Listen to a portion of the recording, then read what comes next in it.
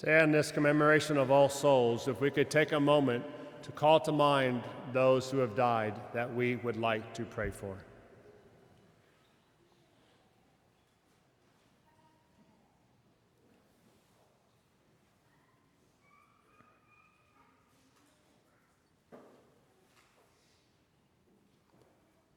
There's a simple but profound line in today's gospel that sets the whole scene.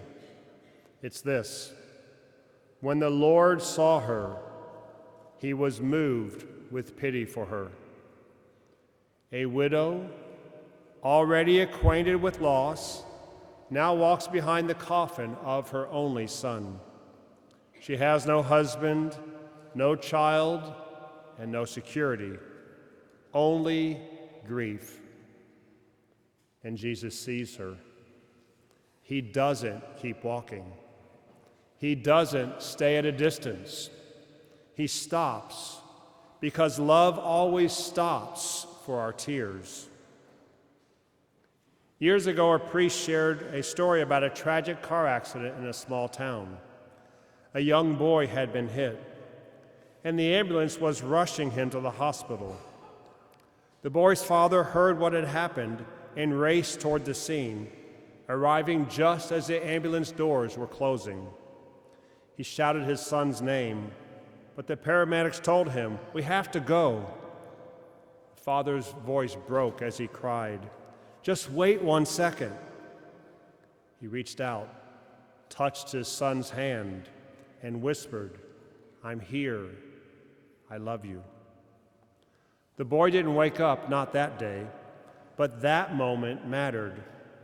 The father's love broke through the noise, the urgency, and the chaos of death's shadow. That's what Jesus does for the widow at Nain. He interrupts a funeral procession. He stops the moment of death with love. But this brings me to a very important question that we must reflect on. Why would Jesus raise the widow's son, knowing that he would one day die again? Was it only to give the mother temporary relief?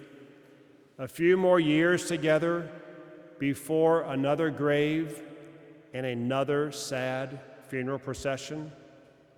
No, it was much more than that.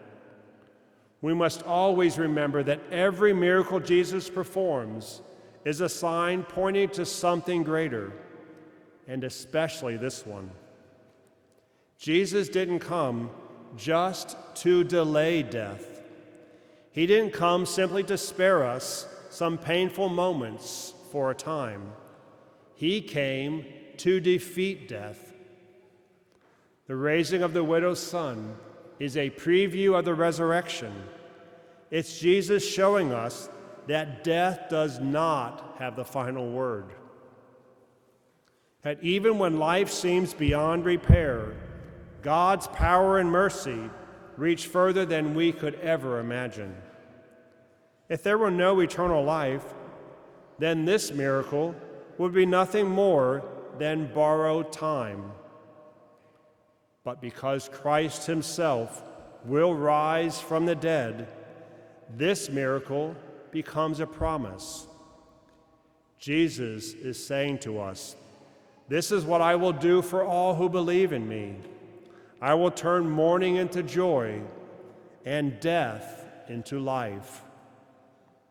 And don't miss this part too. Notice that no one asked Jesus to perform this miracle. He acts purely out of compassion. He sees the woman, feels her pain, and acts. That's the heart of God. He doesn't wait for us to have perfect faith or eloquent prayers. He comes near to our suffering and brings life out of loss, hope out of despair. And when he raises this young man, it's not just one family that's changed. Luke tells the entire crowd glorified God. Brothers and sisters, you and I live in a world still walking in funeral processions, people carrying grief, loss, and burdens sometimes too heavy to bear. Maybe that's what we feel now. And Christ still meets those funeral processions in our sickness, in our brokenness, in our loneliness, and says, "Do not weep." Jesus raised the widow's son not simply to make her happy for a few more years, but to reveal a truth to us. Death is not the end. He wanted us to see that there is a love stronger than the grave, a life more lasting than this one, and a joy that cannot be taken away. If this world were all there is, then every healing would fade and every miracle would run out. On this All Souls Day, remember all those you have said goodbye to, those who the world thinks is dead, and rejoice. Jesus brought them home. Because Jesus is risen from the dead, because Jesus is the resurrection and the life. So when you find yourself